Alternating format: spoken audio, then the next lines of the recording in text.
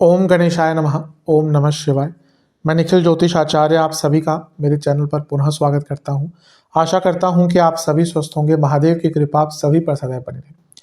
ये वीडियो सिंह यानी कि लियो के लिए अत्यंत विशेष है, क्योंकि वीडियो है शुक्र महाराज के राशि परिवर्तन के बारे में। शुक्र यानी कि वीनस 28 जनवरी 2025 को अपनी राशि बदल रहे हैं, लेकिन ये राशि परिवर्तन उनका बहुत विशेष होगा।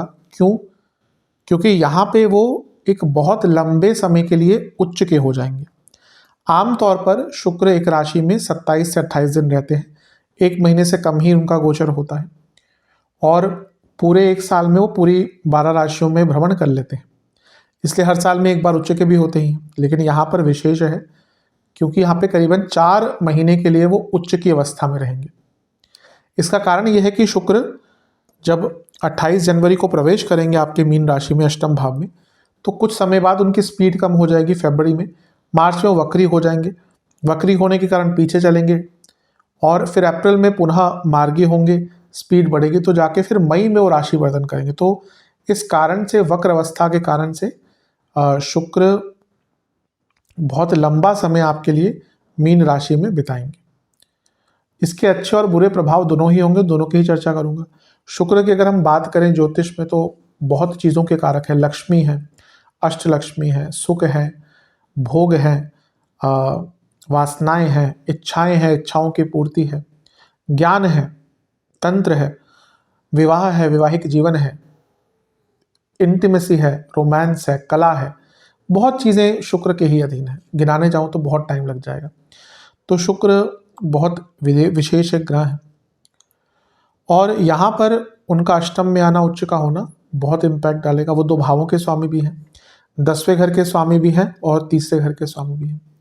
यहाँ पे उनका प्रभाव राहु के साथ भी हो, क्योंकि वो राहु के साथ बैठेंगे, और राहु और शुक्र गुरु चेले हैं, यानी कि गुरु शिष्य हैं। राहु शुक्र को अपना गुरु मानते हैं। राहु शुक्र को अपना गुरु मानते हैं। तो एक प्रकार से ये जोड़ी अच्छी है, और राहु शुक्र की प्रकृति भी बहुत सेम है, तो इसलिए साथ में जब बैठते हैं तो अच्छे रिजल्ट देते हैं। केतु भी दैत्य हैं, लेकिन वो भी शुक्र को अपना गुरु मानते हैं, लेकिन उनकी प्रकृति भिन्न है। इसलिए शुक्र केतु की जोड़ी कोई बहुत अच्छी नहीं होती, लेकिन राहु शुक्र की जोड़ी बहुत कमाल की होती है। और यहाँ पर बृहस्पति का प्रभाव भी रहेगा, क्योंकि परिवर्तन योग बनेगा। मैंने बृहस्पति महाराज की वीडियोस बना दी हैं, देख ली होगी। कुछ लोगों ने नहीं देखी तो देख सकते हैं। उनका इम्पैक्ट यहाँ पे रहेगा ही। बृहस्पति के दृष्टिकोण से तो मैं बता ही चुका हूँ, यहाँ पे शुक्र महाराज के दृष्टिकोण से बताऊंगा परिवर्तन योग। और एक ऐसा भाव होगा जहाँ पे तीनों ग्रहों का प्रभाव होगा, 2 का दृष्टि द्वारा, 1 का इनडायरेक्ट। बृहस्पति की दृष्टि सप्तम पर रहेगी, राहु की दृष्टि सप्तम नहीं, चौथे भाव पर रहेगी। और क्योंकि शुक्र का प्रभाव दोनों ही ग्रहों पर है, तो इनडायरेक्टली शुक्र का इम्पैक्ट भी चौथे घर पर रहेगा। तो इन सभी चीज़ों की विवेचना करने का मैं प्रयास करूंगा अपने स्तर पर। क्या अच्छा क्या बुरा हो सकता है, संभावित है, ये जानने का प्रयत्न करेंगे। यदि आपकी लग्न राशि या चंद्र राशि सिंह है, दोनों ही गाइडेंस के लिए इस राशिफल को देख सकते हैं। जहाँ से आपको ज़्यादा रिलेट करता है, सूट करता है, वहाँ से इसको ऑब्जर्व कर सकते हैं। शुरू करते हैं। कुछ उपाय भी बताऊंगा वीडियो के अंदर। शुक्र का अष्टम में आना कोई बहुत बुरा नहीं माना जाता। अधिकतम जगहों पे शुक्र अच्छा ही रिजल्ट देते हैं, इसलिए मैं कई बार बताता हूँ कि बहुत शुभ ग्रह है। ज़्यादा टेक्निकल नहीं होगा, लेकिन सर्वाष्टक में भी शुक्र को सबसे ज़्यादा शुभ बिंदु दिए गए। सर्वाष्टक एक ऐसी चीज़ है जिसमें बिंदु दिए जाते हैं कि कहाँ पे कौन सा ग्रह कहाँ पे शुभ बिंदु दे रहा है। तो शुक्र के अधिकतम बिंदु उसमें दिए जाते हैं, अधिकतम जगहों पर। तो शुक्र अधिकतम जगहों पर अच्छा रिजल्ट देते हैं। अष्टम में भी शुक्र के कुछ ज़्यादा ही अच्छे रिजल्ट हैं, लेकिन कुछ नेगेटिव भी है, उनकी भी चर्चा करेंगे। पहले अच्छी चीज़ों की बात करते हैं। शुक्र लक्ष्मी है, और अष्टम में जब आते हैं तो लक्ष्मी की वृद्धि करते हैं, लेकिन अष्टम भाव नॉर्मल नहीं है, तो यहाँ पर गुप्त धन की वृद्धि ज़्यादा होती है। कुछ आप अनकन्वेंशनल करते हैं, नॉर्मल से हटके करते हैं, उनकी वृद्धि ज़्यादा होती है। पैतृक संपत्ति से लाभ मिलेगा, 2 नंबर की कमाई ज़्यादा बढ़ेगी। तो इन चीज़ों में ज़्यादा लाभ होता है। जिसके शुक्र अष्टम में है ना, अधिकतम ऐसा लोग कुछ ना कुछ 2 नंबर का काम करते ही हैं, कुछ ना कुछ इधर उधर का कार्य करते ही हैं, और उससे बहुत लाभ भी कमाते हैं। ये भी हर किसी के बस की बात नहीं होती। लोग बोलते हैं ना, वो तो 2 नंबर का काम करता है इसलिए पैसा इतना है। कितने लोग कर सकते हैं? उसमें भी तो कोई ना कोई टैलेंट चाहिए होता है, उसमें भी तो हिम्मत चाहिए होती है, हर कोई व्यक्ति नहीं कर सकता। तो ये भी योग होते हैं कुंडली में। तो अष्टम में शुक्र 2 नंबर का धन, गुप्त धन, इसमें वृद्धि करता है। और स्पेकुलेटिव मार्केट से बहुत लाभ कमा सकते हैं आप, क्योंकि अष्टम के शुक्र इन सब चीज़ों से, जैसे शेयर मार्केट हो गए, ट्रेडिंग हो गई। अब इंडिया में तो लीगल नहीं है, इलीगल तो कुछ लोग करते हैं, लेकिन बाहर के देशों में लॉटरी आदि भी लीगल है, और कई चीज़ें लीगल है, तो वहाँ से भी आपको धन की प्राप्ति हो सकती है। तो ये शुक्र का अष्टम में आना अचानक से बड़े धन की प्राप्ति की ओर इशारा करता है। व्यक्ति के ऐसे नए स्रोत खुल सकते हैं धन के जो खुद भी जिसके बारे में उसको पता नहीं था। शुक्र आपके 10वें घर के स्वामी हैं, वहाँ से लाभ स्थान में बैठे हैं और उच्च के बैठे हैं। जो लोग जॉब करते थे उनको यहाँ पर धन की वृद्धि होती हुई दिख रही है। और क्योंकि शुक्र अष्टम में है, 10वें घर के स्वामी हैं, तो ये अचानक से जॉब चेंज के योग भी बनाता है। यानी कि अगर आप बहुत टाइम से जॉब चेंज करना चाह रहे थे तो बहुत विशेष योग बन रहे हैं। यहाँ पे राहु भी साथ में है, तो अगर आप विदेश में भी कोई जॉब ढूंढ रहे थे या फिर किसी दूसरी सिटी में जॉब ढूंढ रहे थे, कि लेट्स से आप दिल्ली में हैं, गुड़गांव में हैं, आईटी की जॉब करते हैं, आप सोचते हैं कि मुझे हैदराबाद में मिल जाए, वहाँ पे ज़्यादा चांसेस है बढ़ने के, बेंगलोर में मिल जाए, तो इस प्रकार की चीज़ें भी हो सकती हैं। तो जॉब चेंज के योग भी बनते हैं यहाँ पर। वो तीसरे घर के स्वामी भी हैं, अष्टम में जब बैठेंगे तो एक प्रकार से आपको नई, आपके अंदर कुछ चेंज लाने का जो जज्बा है ना वो बहुत बढ़ जाएगा। ये भी एक अच्छा रिजल्ट है।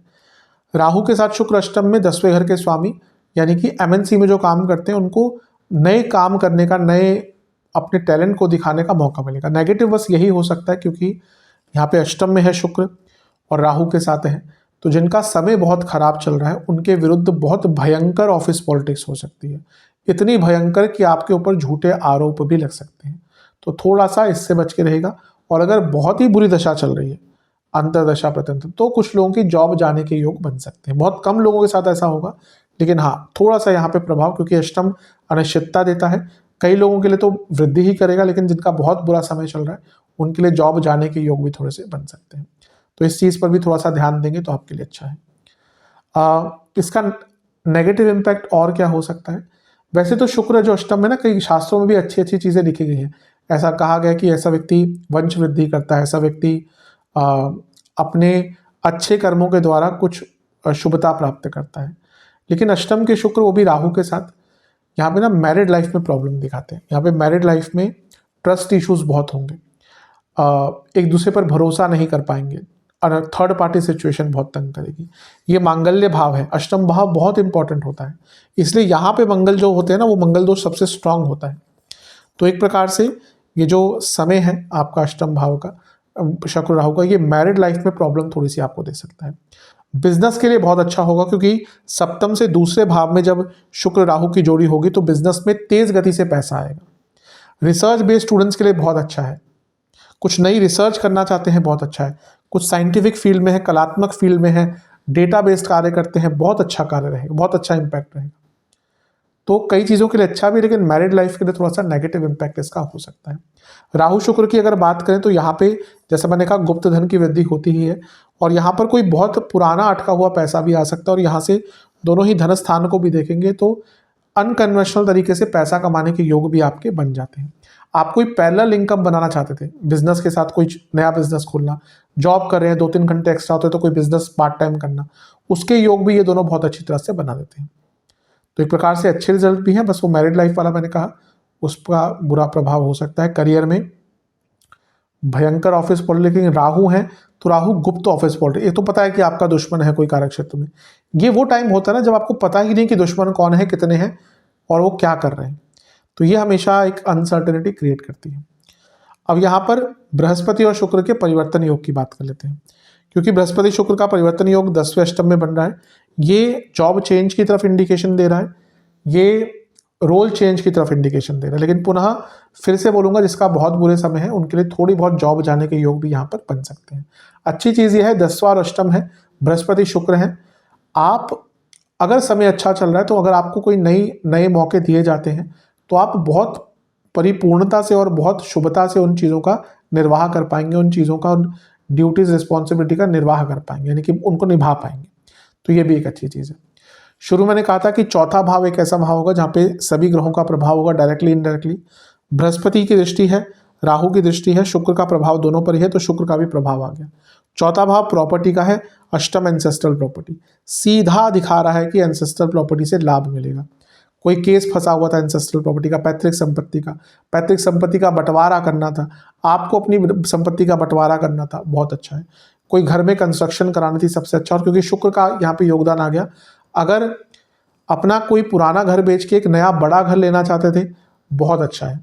और अपने घर का सौंदर्यकरण बड़े स्तर पर कराना चाहते हैं, शुक्र आ गया ना तो ब्यूटिफिकेशन हो गया, तो बड़े स्तर पर अपने घर का आप लोगों में से कई लोग करवाएंगे, आप लोग में से कई लोग अपने घर का सौंदर्यकरण कराएंगे, कुछ लोगों ने प्लानिंग स्टार्ट कर दी होगी, हो सकता है काम भी स्टार्ट कर दिया हो, और आप में से कई लोग अपना वाहन भी बदलेंगे, यानी कि कोई अपना वाहन बेच के कोई बड़ी स्तर का वाहन, कोई नया मॉडल का वाहन, कोई उच्च कोटि का वाहन भी लेने का कोशिश करेंगे, तो ये भी अच्छा है। नेगेटिव, अष्टम से 2 ग्रह देख रहे हैं, शुक्र बृहस्पति देख रहे हैं जो अष्टमेश है। घर में थोड़ा सा कलह कलेश बढ़ सकता है, घर में पैसों के मामले को लेकर झगड़े हो सकते हैं, घर में बातों में अनिश्चितता हो सकती है, बातों में अनक्लैरिटी आ सकती है, मतलब कि आप बोलेंगे कुछ, लोग कुछ और समझेंगे, और इसका एक नेगेटिव इम्पैक्ट पड़ सकता है। तो ओवरऑल बहुत अच्छी चीज़ें हैं, लेकिन ये जो मैंने नेगेटिव चीज़ें कही हैं इन पर ध्यान दीजिएगा। सेहत के दृष्टिकोण से यहाँ पे प्राइवेट पार्ट से जुड़ी प्रॉब्लम बहुत तंग कर सकती है। यूट्रस की प्रॉब्लम, प्रोस्टेट की प्रॉब्लम पुरुषों में, यूट्रस की महिलाओं में, एसटीडी, जो लोग बहुत ज़्यादा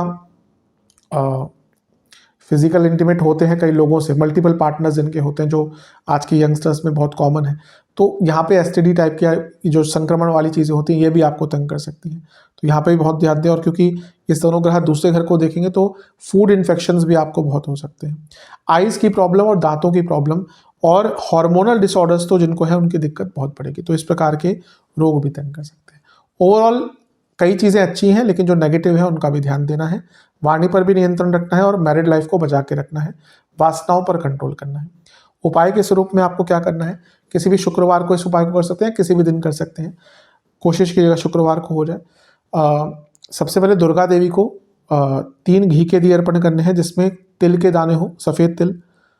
दुर्गा चालीसा का 2 बार पाठ कीजिएगा, फिर उनको साबूदाने की खीर का भोग लगाएगा जिसमें केसर का उपयोग हो, और इसके बाद शुक्र देवता का एक मंत्र है, ओम शुभ दाय नमः, इस मंत्र का 108 बार जाप कीजिएगा। ये उपाय कर लेंगे, अवश्य आपको अच्छे लाभ मिलेंगे।